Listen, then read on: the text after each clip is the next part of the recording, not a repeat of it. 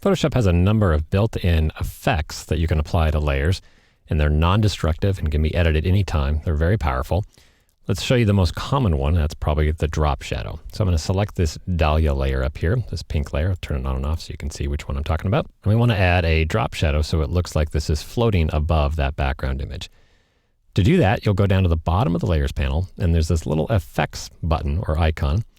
And if you click on that, that pops open a menu where you can choose from all the built-in effects available inside Photoshop. So there's drop shadow. Let's go ahead and choose that. And this will open up a very large dialog box called the Layer Style dialog box. Styles are a collection of effects. So each one of these things over on the left are different effects. So there's a drop shadow effect, an inner shadow effect, an outer glow, and so on. And then later on, you'll learn that these can be saved. All these collections of choices that you can make in this dialog box can be saved as something called a layer style. So we'll get to that later. First, let's talk about the drop shadow. When you chose drop shadow from that pop-up menu at the bottom of the layers panel, it opened up the layer style dialog box and automatically turned on the drop shadow effect. So you can turn that on and off by clicking the little checkbox next to the actual name. And then there's a bunch of controls for any particular effect that you've chosen. So the blend mode, the color, the opacity, the angle, and so forth. One thing I want to teach new users right away is you don't have to play around with the angle and the distance sliders just to figure out where you want your shadow to go. You can see as I move the sliders around, you're seeing the shadow in the image actually changing. And same thing with the angle. What I actually find is a lot easier and more intuitive is just move your mouse outside the dialog box. And now you can actually grab that shadow directly and move it exactly where you want it. And as you move it, you'll see that the angle and the distance sliders are adjusting for you automatically based on your visual preference instead of playing around with a bunch of numbers. So tip number one there about manipulating a drop shadow, just grab it directly and put it right where you want it. So the default opacity is a little bit dark here. It's 75%. And the default color is black. I may want to actually change the color of that drop shadow to be something more natural to this image. So if I click on the color chip next up here in the dialog box, that brings up a color picker. And again, I can pick any color from within this dialog box and use the hue slider over here and pick a particular shade of that. Or you can actually sample from within the image itself. So I'm going to pick a pretty dark green here.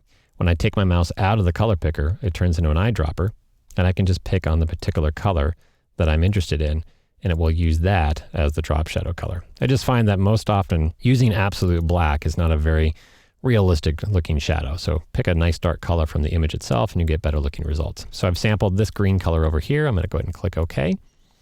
And I can go ahead and fine tune this if I want. I want to make it a little bit softer. So I'll use the size slider to make the shadow harder or softer. And there you can see I can make it pop off the page there as much as I want. And when I'm done, I go ahead and click OK. And there's my drop shadow effect. So pretty quick and easy. You'll notice that in the layers panel, you have a new little effects indicator letting you know that effects have been applied to that particular layer. By default, it's going to expand the effects down. You see there's a little drop arrow here. It's pointing up because it's opened. If I click it, it collapses those effects. You can have as many as, I think, 10 different effects on a given layer. So you don't necessarily want to see all 10 listed here taking up all that screen real estate. So that's a reason why you have the ability to collapse and expand the list of effects. Now, I said earlier, these are non-destructive, which means you can go back and edit their values at any time. To do that, simply double-click on the specific effect that you want to edit. Now, since we only have one here, it's just drop shadow. Just double-click on the word drop shadow, and that'll reopen that dialog box and take you right to that effect. There's the last settings you use. So if you want to make it a little bit harder, I can adjust the size. If I want to make the distance just a little bit less far away, anything that you've chosen here can be changed. It's completely up to you. Go ahead and click OK, and now that's in effect. So drop shadow, very simple. Bottom of the layers panel, click on the effects icon, choose the effect you want, pops open that dialog box, start editing away.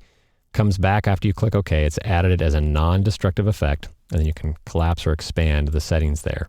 You can even turn the drop shadow effect off right within the layers panel as well. So if you have more than one effect, let's say you have a drop shadow and a glow and a border and a stroke and all that, you can turn all the effects off just by clicking on the eye next to the word effects, or you can turn on and off individual effects just by clicking on the eye next to that specific effect.